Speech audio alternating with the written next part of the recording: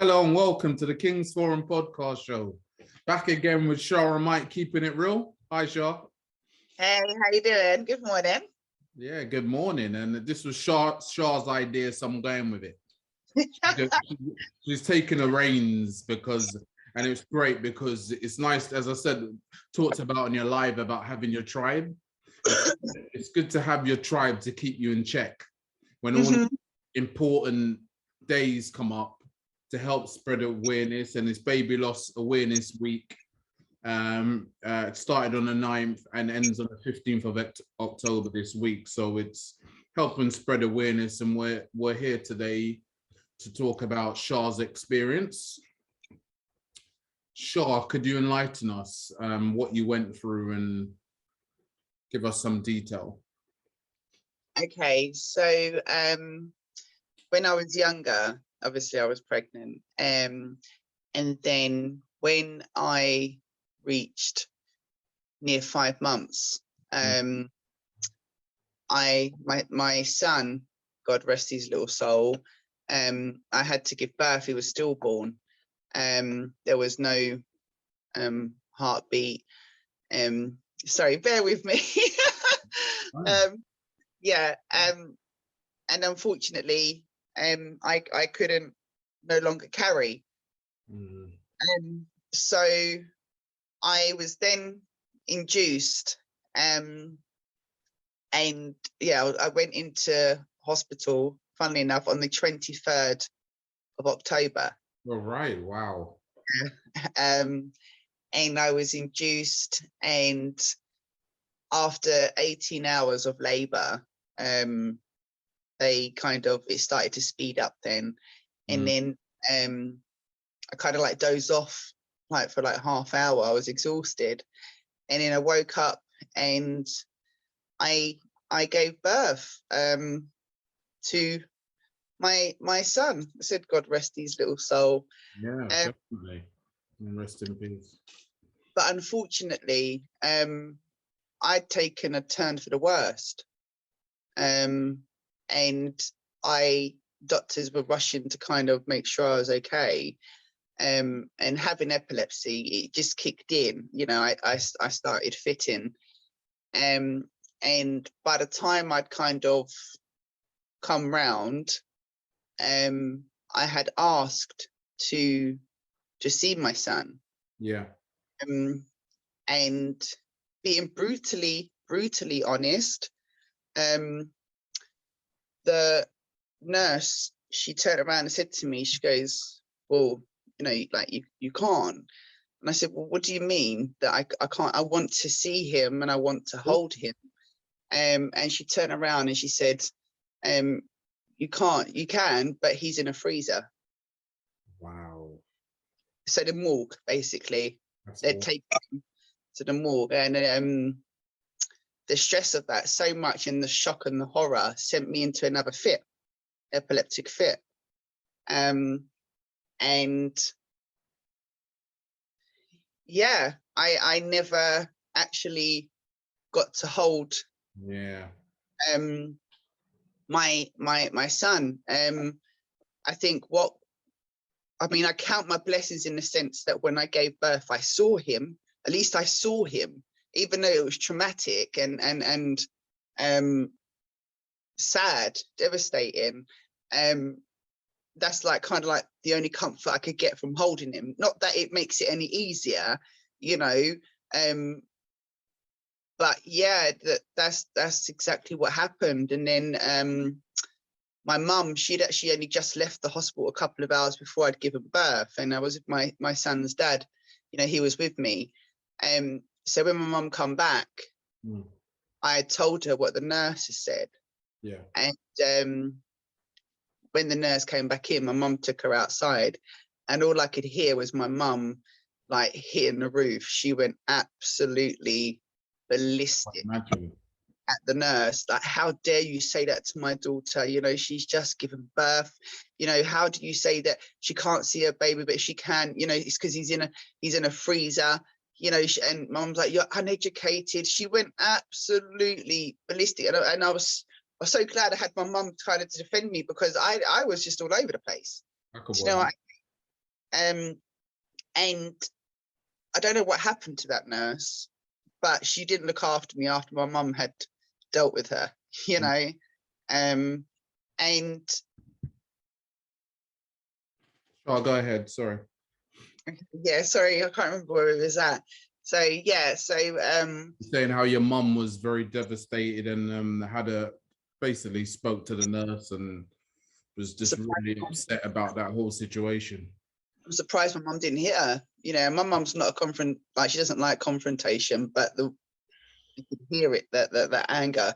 Then the mother, the lioness in her come out. You know, she's protecting her daughter. Yeah. You know, so yeah, so I was kept in hospital for a couple of days, and then I came home, and then I kind of went into suppress mode. I didn't want to deal with it, and bless the hospital that I was under, the Royal Free Hospital in London. All right. Yeah, I mean, apart from that nurse, the rest of the staff are fantastic. And actually, there is a Jewish community, so they have this charity. So for young mothers who experience, you know, baby loss, they actually pay for a baby, your baby's cremation. Oh, really? Wow. Yeah, they stay anonymous, but they actually, and obviously because I had a funeral at Golders Green Cemetery and crematorium, and yeah, they actually pay, like, every so often, you know, like, for example, they have reviews, like, you know, charities have reviews, like give grants, things like that. It was basically like that, and I don't know who, I didn't know about it all, you know. It's only somebody at the hospital had put my details to that, you know, charity organization, what you want to call it, and they funded it. I didn't even know about it. It was only Really when good. it came That's to really funerals, that they said, oh no, actually it's the service and the cremation is being paid for. And we're like, huh? You know, like, what? That's good. And then yeah, I you know, we had the funeral.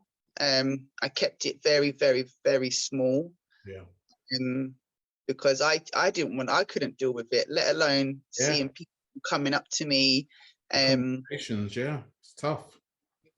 I mean, at one point after the service, the few people that were there, I asked them to leave, and I just sat there, and I'll be honest, I just looked at the coffin, you know, just numb, you know, and how small, you know, that tiny, my baby was in there. Do you know what I mean? And I did, at the time, on reflection, now as an older person, I was just a broken, you know, young woman. Yeah. I was just a broken young woman. And why wouldn't I be at the time? You know? 100%. And I didn't want to deal with it then. In fact, I didn't grieve for 10 years. Wow. Truth be told. Yeah. Suppress those emotions. I suppressed it so deeply. I'm not saying that I never thought about him. Of course I did. I always thought about him. But I just, at that time, I just couldn't deal with it. I didn't know what to do. Yeah. You know, my mind. You know, some people, I mean, I did, you know, get criticized a couple of times over the years for it. But my response was, unless you've been through it, you can't tell me nothing. I was going to say that it's your journey, it was your experience. Yeah. And going back to wanting to hold your son, and it's what you needed at the time, and you couldn't do that, you couldn't have that, you couldn't. It was your way of processing what you was going through, and you felt that you weren't allowed to do that, and I couldn't imagine how horrible that must have been for you at the time. And I blamed myself as well. you know, for the longest time, I blamed myself, and thought it's my fault. And if I hadn't have had, you know, taken a turn for the worse, maybe I would have got to hold him. There was so much running through my head, and it hurt. I did, and I think that was another reason why I held back on grieving, is because I really blamed myself, even though there was nothing. It was out of my control. At the time, I thought it was, you know, it was my responsibility. I should have made sure that he was here. I should have made, that's what was going through my head. I should have made sure, instead of actually just accepting that, unfortunately, this is life. You know, this is what can happen to you. Yeah. And that's difficult though, because of all the emotions you're feeling, the shock, the grief, the loss that you're trying to deal with. So to have that rational thinking at the time was impossible as a human being because of all these emotions that we're going through. But as you said, with time, you can reflect now and look back and say, you know what, this is why I felt this way. And yeah, and as they say, time's a healer. Yeah. You know, me losing my dad, grief, you know, the difference. I know there's still loss, and then there are different things because connected to the child. But I'm just saying, in regards to the grief I was dealing with, time, and I did the same. I suppressed my feelings, so I can definitely relate to that aspect of not wanting to deal with the grief and wanting to process because of all the shock. So I'm glad you're at a place now, Charlotte, that, you know, you spoke to me obviously off camera, and you know, we've had conversations about this before. So you know, I'm grateful, and the viewers, hopefully, when they see this, can get something from this, and this can help others. So that's a great thing. I mean, look, you know, it is a hard thing, and after having therapy, you know, 4 months of therapy, and then therapy again, which after that, which was no surprise, because 10 years of suppression, you're not going to feel, you know, completely at peace or accept, you know, what happened. After 4 months, so I had it again, and then I found that when it comes to the anniversary, I cry twice as much, because I think it's because of the unhealed trauma, that the tears, the emotions were so suppressed, so it just kind of just whoosh, you know, kind of like hits me. But I mean, I say but, I think that's because I stumble sometimes with my words. I do know now I have made peace. I accept that it, you know, it was just out of my control. I accept that it was just, you know, a bad side to life that I experienced, and I like to believe that his little self, you know, if he's anything like mummy, you know, he's causing trouble up, you know, upstairs in heaven. You know, but it never goes away. It never goes away. I could worry about. You just readjust. And in that time since losing him, you know, I've got a daughter now. You know, you've seen her. She's a cheeky one. You know, she's 11. And it doesn't replace what I lost. But to have that, you know, to be able to have her, so she's not a replacement. She's my daughter. Exactly. You know, but it is a joy. You know, it's hard work as well. You know, especially when you're seeing yourself, like, you know, but just a miniature version. Like, but yeah, but I resonate, you know, with anybody that, you know, any man and woman that have, you know, whether it be a miscarriage, a stillborn, you know, infertility, you know, there is so many different ways, you know, it is hard. And I think, you know, as an older woman, you know, I think it's about taking time. I'm not necessarily, it's not even so much time to heal, it's time to accept it. Process. Processing it. You know, you're gonna have good and bad days. You know, and like this year, like my son would have been 17. Wow. And, yeah, and on the 24th of this month, you know, and Wow. yeah, and so I'll go to the cemetery. He's in the children's garden in Golders Green Cemetery. They have like a little children's garden. Yeah. So that you can have your ashes and everything there. So I'll just go and let off the balloons. But I have decided to do something slightly different this year. Okay. So because usually around that time, because it's like the mind's, you know, your brain is remembering the trauma. You know, usually I kind of like go through. Usually, actually, I'm not even really talking around October. I tend to shut off. So far, I've been trying to be more, you know, active, talk more, No, I hear you.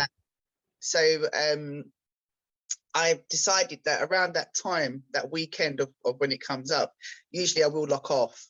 But I actually plan to do things, you know, because I thought to myself, well, it's actually kind of like, I feel like, I know it's taken 17 years, but I feel like it's time. I'm ready and in a place to let go of the pain. Yeah.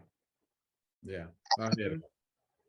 And I was, listen, crying doesn't, you know, I think I'll always cry, you know, if and when I think about him and when I light a candle and things like that, or if I go to the cemetery. But I think it's letting go of that pain. Yeah. I hear you. I hear you. You know, I like that. Yeah. I mean, if I keep holding on to that pain, it's going to be the same thing every year around that time. And I don't want that for myself, and I don't think he would want that for me. You know, I think if he was here, I mean, it would never have happened. But I don't think he would want that for me. He'd want you to be enjoying life, wouldn't he? You know, not like miserable and down, and which is natural because of what you went through. But he'd want you to do something fun and do something different for the day, and you know. And that's what I've chosen. I'm chosen to do. You know, it'll be hard, but something's telling me inside to do it. And you know, with like, I don't want anybody that's watching this to think that me smiling is me, you know, like all happy. It's not. It's more so because I'm actually a bit nervous doing this podcast, and that's just my mask, so to speak, to cry. So I just want anybody that's watching this to, they think that I think this is just easy. It really isn't. Yeah. You know. You got to put the work in to come out the other side, which you've done with a therapist and with time and really processing your emotions to get to this point, to be able to feel this way. No, for sure. I was just thinking, what was your mental health like when you was going through all of this? Because grief's a tough thing, and it really can have a big impact on your mental health and your well-being. So what was that like, and what did you do to, you know, maintain some you know, normalcy with your, or normality, shall I say, with your day-to-day functioning? Because that must have been difficult, just trying to get about and, you know, go to work and try and function like. I didn't talk about it. That was my mechanism. Okay, I blocked it out. You know, I carried on. Well, I tried to carry on like it didn't happen. Okay, because I couldn't process it in my mind, you know, and because I wasn't massively big, you know, not a lot of people knew that I was pregnant. Okay, yeah, I hear that. And even the same with my daughter, you know, I didn't start showing until I was like, you know, 6 months, you know, 5-6 months. Yeah, you see, so yeah. You know, I wasn't, you know, if anything, people would have thought I just put on, you know, a stone or two. You know, you put on a bit of timber. Pardon? You put on a bit of timber or something. Yeah, and I but coping with it, I didn't talk about it. I just got on with working, traveling, and I'd had a split from my son's dad, and I just didn't want to deal with it.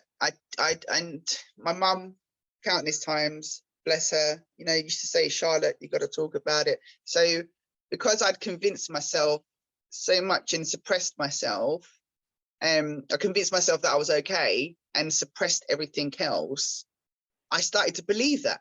Yeah.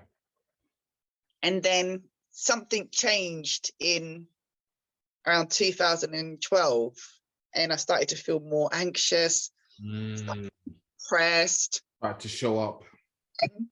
Yeah. I started to think about my son even more.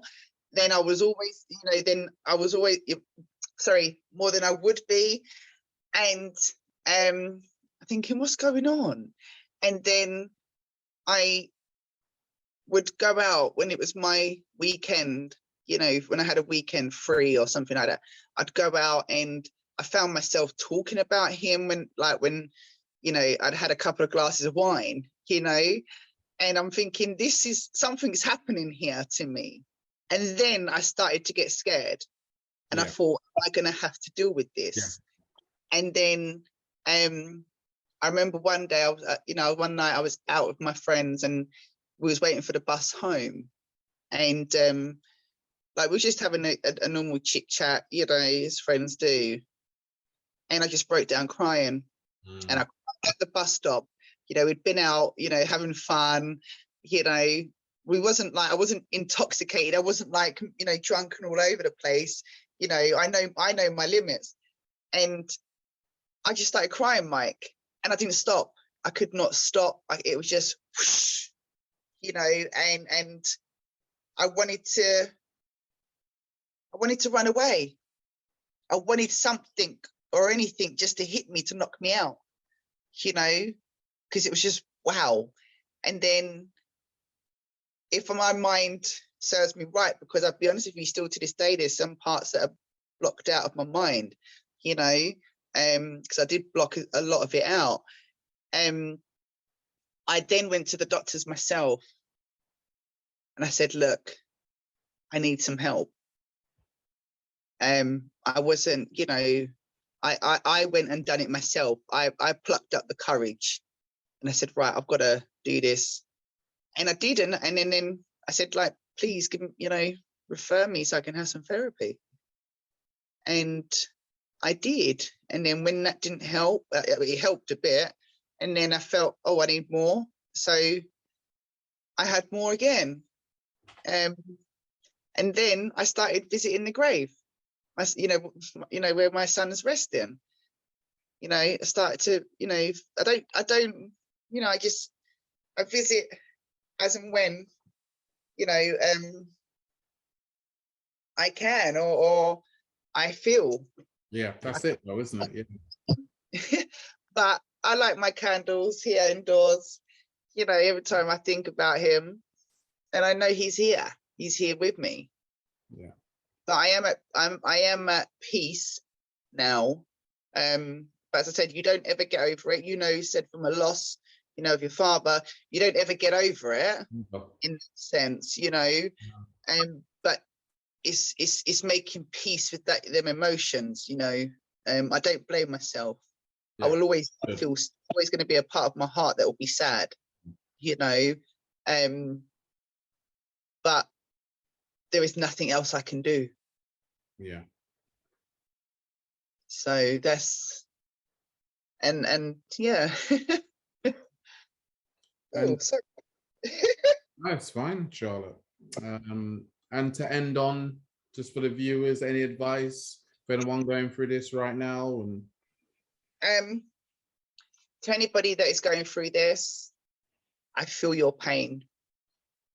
I genuinely, I feel your pain.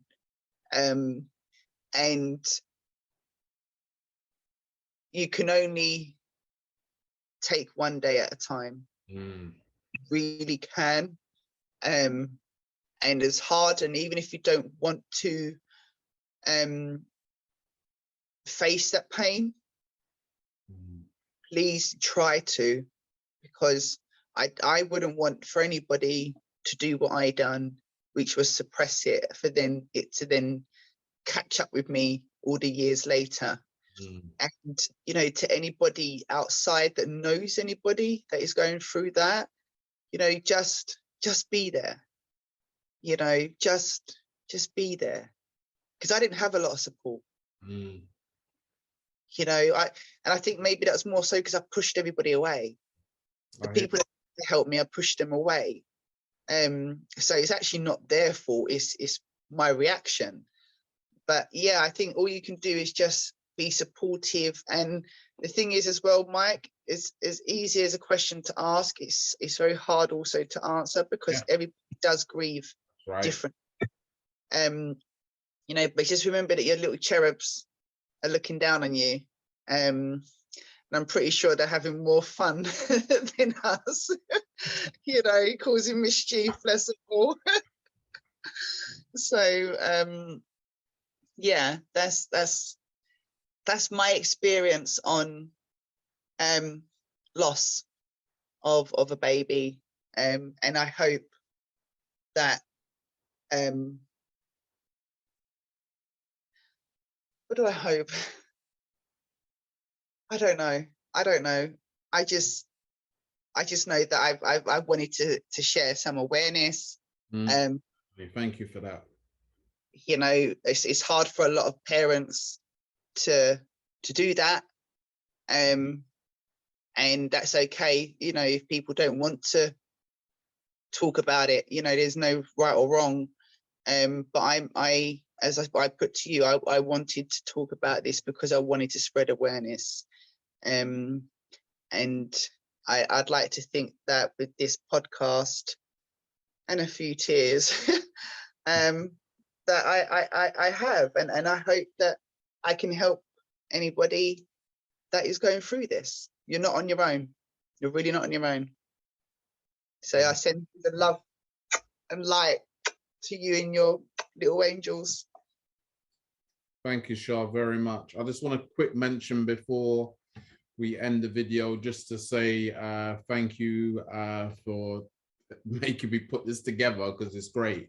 It's great to get that out there. And you know, I'm proud of you for coming on and talking and being so open and honest about a very difficult thing that, you know, that happened to you 17 years ago.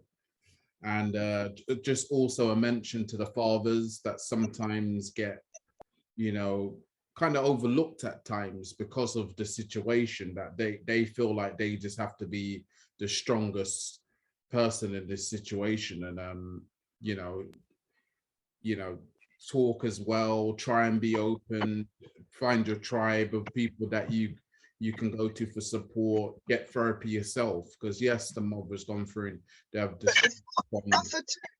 It's not just the mothers, okay, it's the fathers as well. And this podcast isn't just solely based for women. This is for men, you know, this is for the fathers as well, because, you know, they go through it too. And it's important for that to be remembered.